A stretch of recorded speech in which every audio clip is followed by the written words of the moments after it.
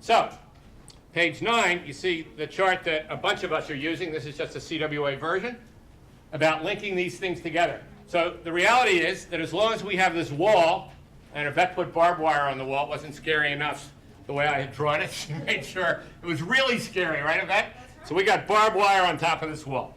And what this is meant to mean is, if you're working on economic justice issues, even President Obama's far too moderate issues, way over here on the left, fair taxes, infrastructure, public services, you know, that kind of thing. They're fine, but modest.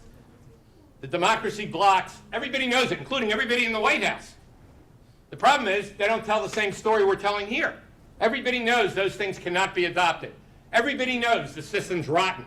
Everybody knows, but we keep on going in the same way, right? Everybody knows that this Senate will never take up anything progressive and pass it. They can't even confirm anybody anymore. These are the worst Senate rules ever, which is number 2 on the wall. Worst ever. The Senate is only 90 years old. They've never had rules like this. And Democrats, sadly, 47 of them wanted to change it last year. We didn't have a strong enough democracy movement. The other 6 didn't go along, and of course none of the Republicans. So they have the worst rules ever. So some of us here are old enough to remember, at least as kids, the civil rights movement. And the racist senator would have to stand up there all night long, or else there'd be a vote on the bill, and they would have the Voting Rights Act in 1965.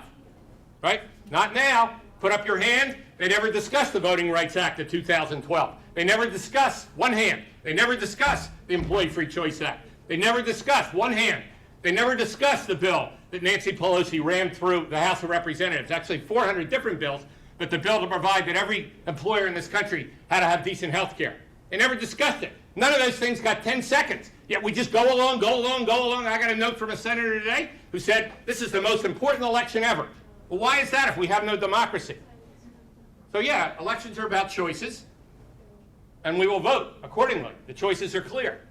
But if we don't build a democracy movement, we got to take all 4 of these on together. Campaign finance, corporations are not people. Last time I checked, they are not people, right? So why can they contribute whatever they want? The Senate rules, they're the worst ever. There's no democracy in the world that functions like the U.S. Senate. You know how they function? Like the Senate of ancient Rome. Cicero's time, where one senator could talk all day, and then the next day they started all over again. In other words, the bill, whatever they were doing, died, and that was the way they killed legislation there. But that was a Senate of an elite, you know, et cetera, as you all know. Voter suppression. This is deliberate, and we're all working on this together. But the idea is here we bundle these issues together. 38 states deliberately shrinking who can vote in elections. This is not what democracy looks like. And we have to link these issues together.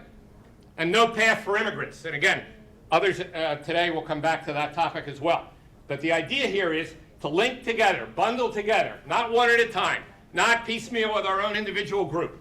Bundle together the democracy issues. Bundle them together with our core economic issues about jobs and health care and retirement and bargaining and organizing rights. Because if we don't bring those back, we're not going to do these other things either.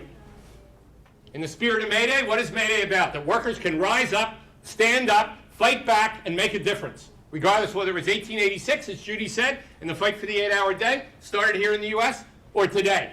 Whether it's today here in D.C., or today in the Zocalo in Mexico City, where 1 million workers will be marching, or at the barbecue that Verdi will be having in a park after they march as well, or anywhere else in the world that any of you know people.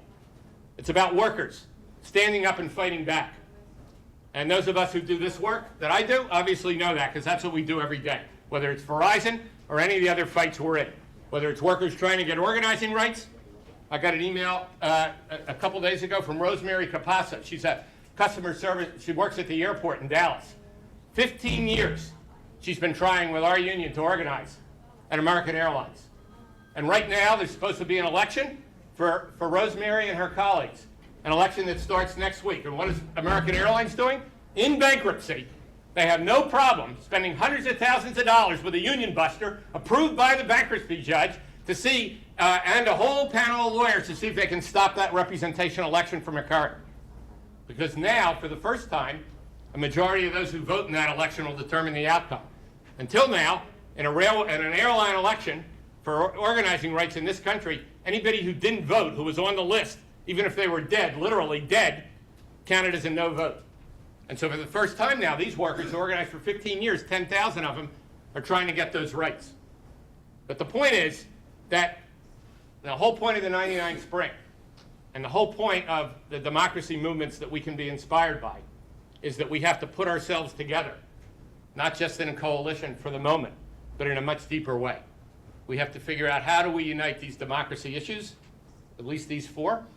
How do we unite these economic justice issues, at least these four, and build something that's much deeper, where we have a common story and a common narrative, and we're ready to take common action. So this isn't just talk. If you look at the last chart I'm going to highlight here on page 19, and don't go by the exact names in the boxes. We realize there are ones missing. There's some we should probably take off of here.